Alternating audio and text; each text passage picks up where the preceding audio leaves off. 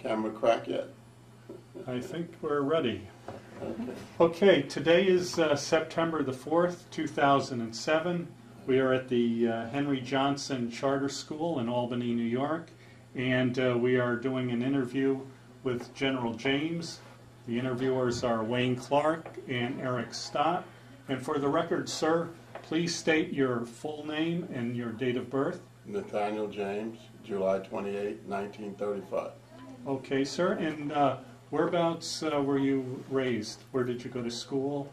Basically, I was raised in New York City, in the Bronx. Okay. I went to public school number 6. Although I went to a number of public schools in New York City. I started in PS 157, which is now what you call an apartment building, I guess, cooperative. I went to PS 10, PS 39 on Kelly Street. And ironic, that's when Colin Powell was on the same street. Oh, really? Right, so then we went to PS 6 in the Bronx. And from PS 6 I went to Bronx Vocational High School. And then I went into service. Okay, and were you drafted or did you enlist? I volunteered draft. What was happening then was that not only being African American and living in an all-white neighborhood, the kids that came out of high school and tried to get a job, it was kind of hard. And what happened is that they used the excuse of not hiring you to say, have you had service yet? Because you were at draft age, and if you wasn't drafted, they said, well, soon they're going to draft you, and I'll lose you as an employee. So I said, well, let me get it out of the way. So I went down and volunteered draft. And you went into the Army? I went into the Army at Fort Dix, New Jersey. Okay, what date was that approximately? That's October 18, 1953. Okay, and you went to Fort Dix for your basic training? I went through the basic training cycle. What was ironic then was that the Army was not long ago desegregated. I happened to go to one of the first desegregated companies at Fort Dix. I was in what they call the 47th Infantry Regiment. To my right was a company of all whites, and to my left was a company of all blacks. The company I was in the middle, and it was integrated. Okay, and what were your drill sergeants like?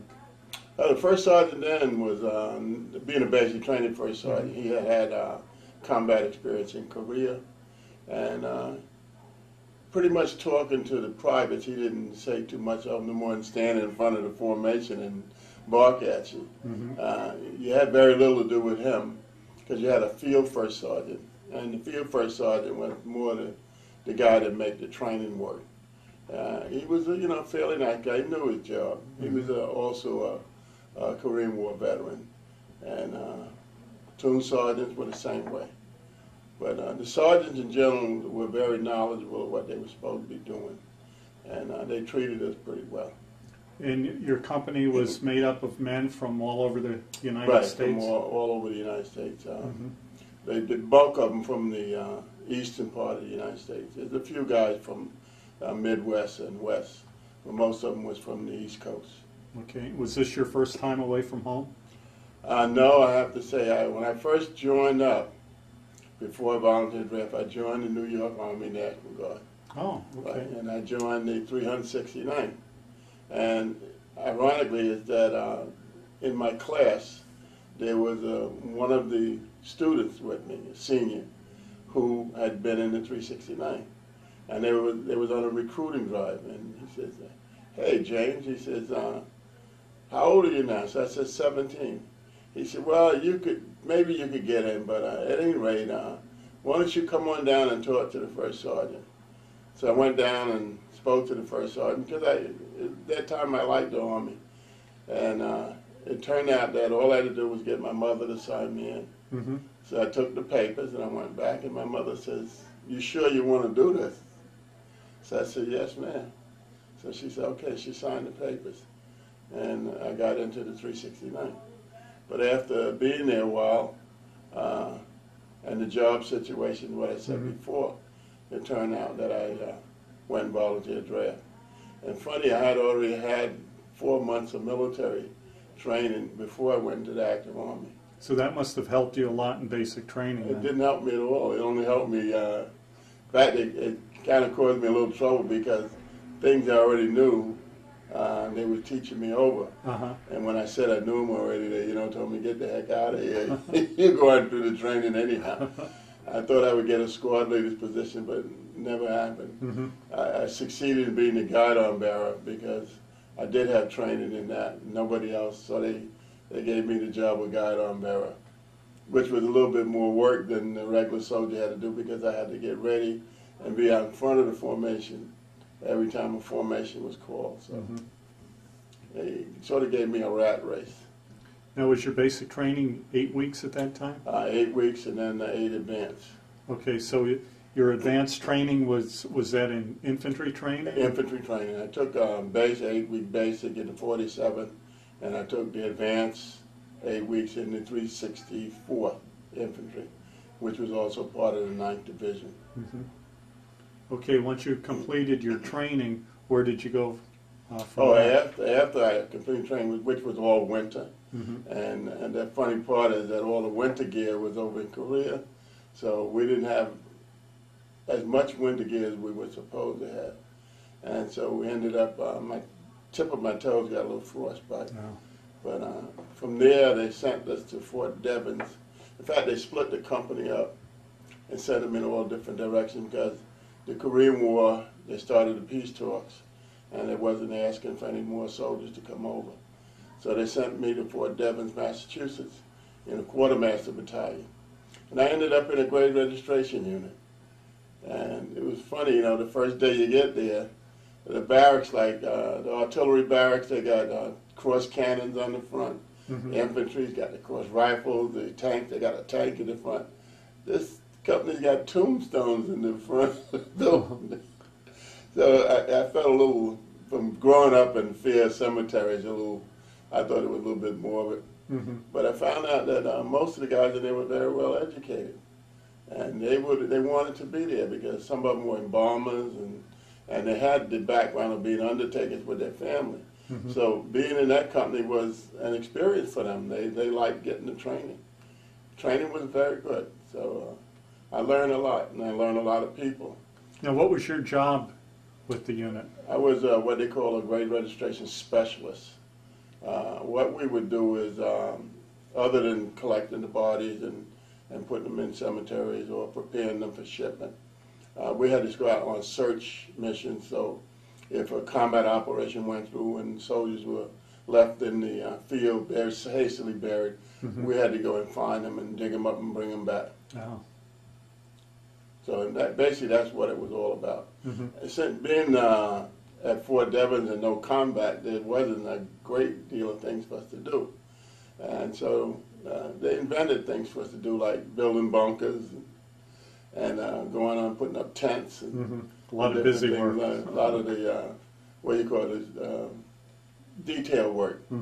I had the first atomic exercise that they seemed to have in the Army was Operation Raindrop. And being at Fort Devens, I had the opportunity to serve as one of the service troops to put up dig the bunkers and put up tents and whatnot. And then after we did that, serve as KPs in the mess hall. I had never seen so many officers in my life and so many generals. They must have had about 10 generals. And the lowest ranking guy out there was a major. And they were all in this exercise doing this operation, Raindrop. And it was an atomic explosion, and they had to do the downwind forecast. And I guess that was all new stuff then. So later on I found out, I learned the rudiments of what they were doing later on in my training. And then, now how long were you there at Fort Devens? I stayed at Fort Devens, stationed there for the 2 years, although I went TDY a couple of times. And we went TDY to Cape Cod to put up tents. And then we went TDY to Long Island, New York, to the Pine Lawn Cemetery. We bivouacked outside of the Pine Lawn Cemetery, and we would send details in to help in the cemetery keeping and the burials. They were burying somebody every 6 minutes when we were out over there with the bodies coming back from Korea and whatnot. And then our company itself was detailed to go to Cypress Hills in Brooklyn and straighten out the cemetery, because the cemetery had become eroded with the weather and whatnot. Tombstones were crooked. And our job was to straighten them all back out and face them back to the flagpole. And we did that for 2 months. It was good duty because I was right here in New York, and I was able to go home a couple of nights after the duty was over. Naturally, if you'd had been a good soldier, the sergeant would let you go. But other than that, you had to go back to Long Island and bivouac. Okay, and once your 2 years were up, did you get out of the military? Or? When the 2 years were up, it was like everybody else in the service. Boy, I don't ever want to see another mess hall. I'm out for good. And when they put locks on garbage cans, I'll be back, and all that kind of stuff. And I got out, and I went to work for my uncle. And while working for him, I realized that I had to do more than what I was doing. So I decided to join the National Guard. So I went back into the 369. But now I've got 2 years experience. So I was discharged as what they call Specialist 3, which is what they call Specialist 4 now, it's Clarke. Okay. And when I got back, having all the experience and whatnot, I was like head and shoulders over all other soldiers. So they said, we'll make you a sergeant. So they gave me the job of what they call machine gun sergeant. We were in a field artillery unit then. And I had the job of going around making up the perimeter defense and putting out the lanes of fire and all that. And it was a one-man job, but I had to handle all the machine guns. Now, what kind of machine guns were they? 50 calibers. Oh. So I had to load them. I had no section. I had to load all these 50 calibers on the truck and make sure they were clean and all this. And then when the exercise came, I had to put them out. Then I had to go around checking them to make sure they were in the right place, and then I had to pick them up when we got ready to move. So I had a lot of work to do, but it was something that I knew very well. Most of the soldiers looked up to my experience, and I could show them things that they had no idea, like burying mines and camouflaging mines and so forth. And so after being there a while, they asked me that I want to be the survey sergeant, master sergeant. So I thought about it, and I said, yeah, you know, I could be a survey sergeant. He said, you have to go to school. And I said, okay, I can get away from the job. I was working for the telephone company at that time. And so they said, they'll give you leave. So at any rate, it turned out that the commander says, well, if you go out for your survey training, that's 3 months. So why don't you go to OCS? So I said, hey, that's where a lieutenant is higher than a master sergeant, isn't it? So I said, all right, I'll go to OCS. So I went to Fort Sill, Robinson Barracks, OCS. I turned out with only 2 African Americans in the whole class. And one of them, they sent him away for something he did infraction. So I was the only African American there when it ended up. There was 47 people in the class, and when we graduated, it was only 17. I was still there. How were you treated by the other candidates? I was treated like all other soldiers. A couple of times there was a little bit of prejudice that I thought, unnecessary harassment. We had a candidate, upperclassman, who didn't seem to cotton to blacks. And so he would single me out and make sure I got more demerits than everybody else. And I complained about it to the TAC officer. TAC officer was a guy from Georgia. And he said, well, maybe the guy's not doing it. He's just trying to make a better soldier. And I've already been in the Army over 2 years, so I know how to be a soldier already. So at any rate, they warned the upperclassmen that if they continued to pick on me, that he would lose his position of being a second lieutenant. So the guy left off of me, and he came to me one day and he says, you know, I was only trying to help you. It ended up that I graduated and came back to my unit at 369. Now, you were commissioned as an infantry officer? No, artillery. Artillery officer. field artillery. Okay.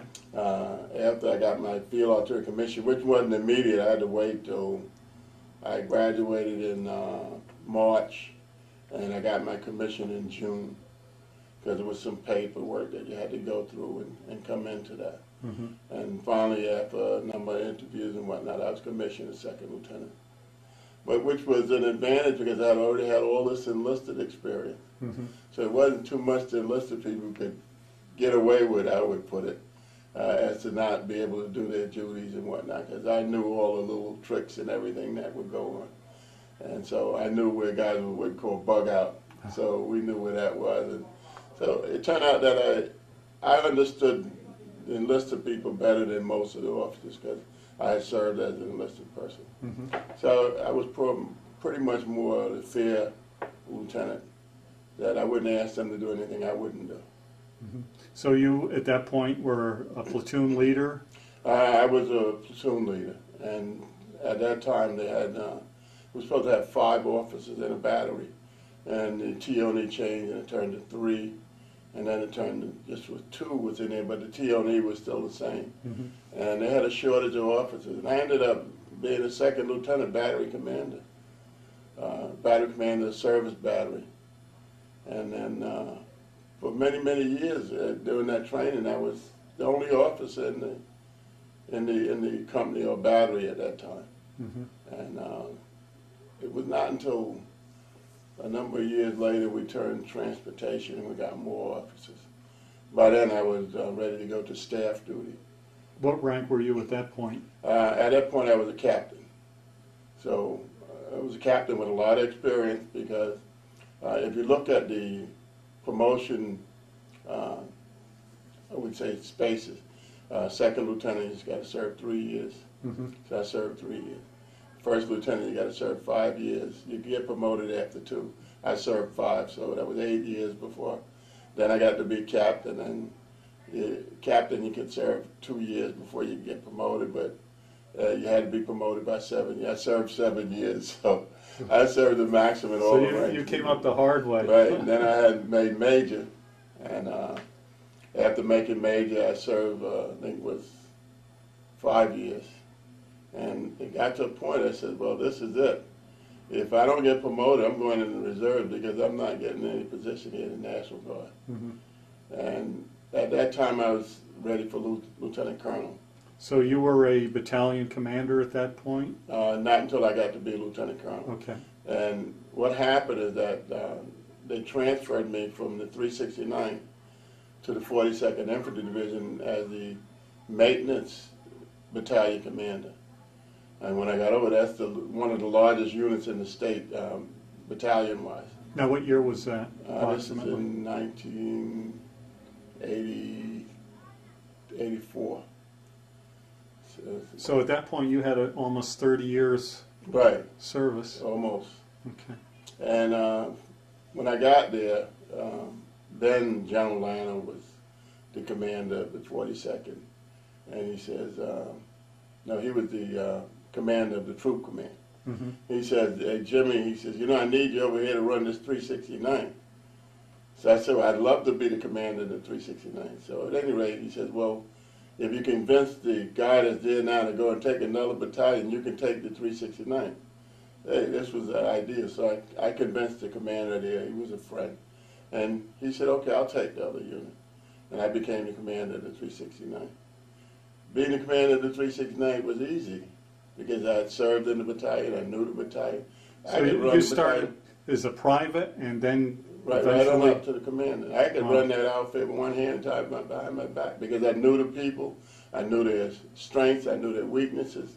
So it was easy. And getting out of the 42nd Division, then the guy that was supposed to have gotten that position was happy to see me go so he could get the battalion. So I guess that was the icing on the cake, is running the 369 because that was the time that they decided to send the units away from New York State. And by going away from New York State, I could lead the 369. Most of the people when the 369 came thought it was a regular Army unit. Mm-hmm. And they was always surprised to find out that it was a National Guard unit. And that was the way I could run the unit. I had all my NCOs trained. I had my junior officers trained so that they could do the job that they were responsible for doing. And so I made a lot of good points. And from that point, they decided that maybe I'm ready for colonel. So once again, I had to go back to the division. Mm-hmm. And being an artillery officer and a transportation officer, it started out that most people thought I wasn't qualified for artillery, but they didn't realize I had already been an artillery officer and I already had advanced artillery training. So it ended up that they made me the body commander. I was the first African American ever to serve in that post. And I served there until 1987. And from 1987, they decided that maybe I should be moved again. They moved me to the DISCOM. So I would say that's the first time in the 42nd Infantry Division history that a colonel ever served as 2 brigade commanders in the division. So from the DISCOM, they asked that I want to go over to troop command. Mm-hmm. So I moved to troop command and I became the deputy commander of troop command, and that was when I got to make brigadier. And that was in 1988.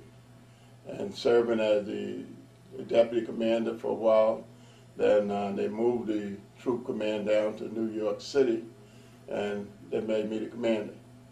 And so I served as a commander, and that was a 2-star slot. Mm-hmm. And I made 2-star, and then later on, they would reorganize and things again with the division being broken up into the different states. And the division commander was, he was going to leave, so they said they needed an Army commander. So they asked him or myself to make up our minds. We were the only 2 2-stars in the state at the time. What did they want to be? He said, no, I want to retire the division commander, so James can have that. So I ended up being the Army commander of the New York Army National Guard. So I served in that position until 1995 when I retired. Mm-hmm. And once you retired, did you get involved with the New York Guard? No, I did not. Okay. After leaving there, I decided that maybe it's time to give back. And so I joined I was already a member of the Veterans Association. Mm-hmm. So I ran for president of the 369 Veterans Association. I won the election. I'm still there. I can't give the job away now. And I was always running what they call a historical society. Mm-hmm. So I was the president of that. So my time now is split between the two. I run the Historical Society and I run the Veterans Association. Now, when you retired, how many years of service did you have? 43 years. 43, wow. Yeah. I guess usually you get out before that, but if I hadn't made general, I would have been out. Mm-hmm. But yeah, with the Reserve Officer Promotion program, either you make your rank or they put you out. But when I got to be general, they only can put you out after so many years, or you reach the age of 60. Mm-hmm. Well, I reached age 60 first. So I could always say I was one of those guys from private to general. Yes, yes. That's quite a record. Over the years, I'm sure you've made a lot of friends. Have you stayed in contact with most of them? Yeah, a lot of friends all over the country. Mm-hmm. That you meet them as military people, but they end up being friends. And I guess it's the common thread of comrades in arms. Mm-hmm. Although we never went to fight, we still had to contact each other through operations and what they call the different conferences and so forth. And so I still know a lot of people. In fact, when I travel across the country now, every now and then I run into some of them. Uh-huh. Okay, is there anything else you'd like to add at all? I would say my career with my civilian job as a National Guardsman and my career in the National Guard sort of paralleled itself. Mm-hmm. The training I got at my job helped me in my military career, and training I got in military helped me on my civilian job. And as a result, when I left there, I was the regional security manager for New York, NYS at the time. So I had control of the New England states as security. And it's always ironic to have a job like that, because being security, everybody figured you would investigate them. My boss would come to me and say, what day can we have a meeting? I have to call everybody together. What day are you free? I said, boy, this is a lot different from what I used to have. Now my boss is asking me, when am I free, so he can call a meeting. But that's the way it ended up in that type of job. I felt good with both jobs when I left. One question that was asked, do you miss it? And I always have to say no. I've been there, done that. The experiences I had, I still have in my mind, and someday maybe I'll write a book, because I had a lot of experiences at different levels and different events and so forth. So I have to say I had a good career. Okay, well, thank you very much. Okay, thank you.